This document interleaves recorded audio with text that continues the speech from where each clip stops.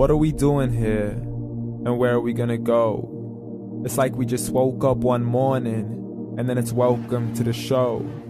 Don't ask any questions, just go with the flow. Make as much money as you can, and try your best not to get broke. Copy everything you see on the TV, from the hairstyles to the clothes, and don't think too often, just do exactly as you're told. And if you ever get confused, then just turn towards the alcohol. You'll still hear your thoughts, then just turn up the radio as you learn to live a lifestyle of drugs, sex, and rock and roll. But in all honesty, I just need to know, is there more to the cycle than growing and getting old? Living and dying just to leave behind a happy home and a whole lot of property that somebody else is going to own. I just really need to know before the casket's closed, 'cause I'm not willing to gamble with my soul, nor am I ready to take any chances. These are just simple life questions, and I'm just searching for some answers. Like, what are we doing here? And what is our purpose? How did we get here, and who made us so perfect? And what happens once we go, or is this world all really worth it? Questions we don't answer because apparently we don't really have to. There's no purpose to this life and our existence is merely natural. Then in that case, please let me ask you, did you create yourself, or was it somebody else who had fashioned you? 'Cause you're a being that's impeccable, faultless and unparalleled. You're a product of supreme intelligence, and I'm merely being rational. For there isn't a camera on this earth that can come close to the human eye, nor a computer that can compete alongside the human mind. And if the whole world was to come together, we wouldn't be able to create a single fly. So many signs, yet we still deny. As science tries to justify that all this could come from none, when it's a simple sum. 0 plus 0 plus 0 cannot possibly ever give you 1. So from where did all this order come? For everything has its origins, a maker, a creator of its own. I mean, the only reason you're watching this video is because somebody had to press upload. So we can believe in the Big Bang, but I'd rather believe in He who caused it to explode. Allah, the creator of everything along with every single soul. The ever-living, the master, the only one who is in control. Unlike his creation, beyond our imagination. And no, he's not a man, nor does he have any partners in association. He's on his own. And no, he did not ever leave us alone.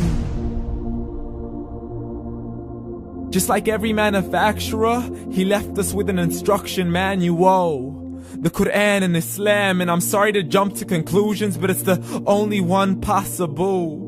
The only definition of God is the one and only supreme being. It's logical, a book with 0 contradictions, with miracles that are both scientific and historical, all revealed over 1400 years ago. Like the detailed description of the human embryo. The descriptions of the human embryo in the Quran cannot be based on scientific knowledge in the 7th century. To the mountains as pegs holding firm the earth below, and the 2 seas that don't mix in a complete separate flow. To the planets in orbit, alternating night and day as they stay in flow. The expansion of the universe and the creation of everything from H2O. To the stories of the past and the preservation of Pharaoh. To identifying the lowest point in the land where Persia defeated Rome. The gushing fluid that created man in the glands between the ribs and the backbone. And not a word has changed, it's still the same. So please explain how all this was known over 1400 years ago. To a man who couldn't read or write as he would recite whatever the angels spoke. And if you still don't believe, please try to come up with something that's even close. But you can't, so we took God as a mockery and his messengers as a joke. Muhammad could not read or write. How's somebody who can't read or write gonna start a religion? Dismissed his scriptures as legends and tales of the ancient folk as we live life according to our whims, desires, and hopes. saying this life is the only home we will ever know. We will live then die, then simply turn to bones. YOLO! Correction, after the grass dies, the rain arrives and it regrows, and Allah promises to do the same thing to your very soul and bring you back from your very fingertips to your toes, as the all-seeing supreme being watches us so close, and we are surely being tested in our wealth, our health, and our self, and everything that we've been blessed with. So believe, for we will surely be resurrected and be brought back to our Lord and account for every single deed, as He hands us our books and orders us to read.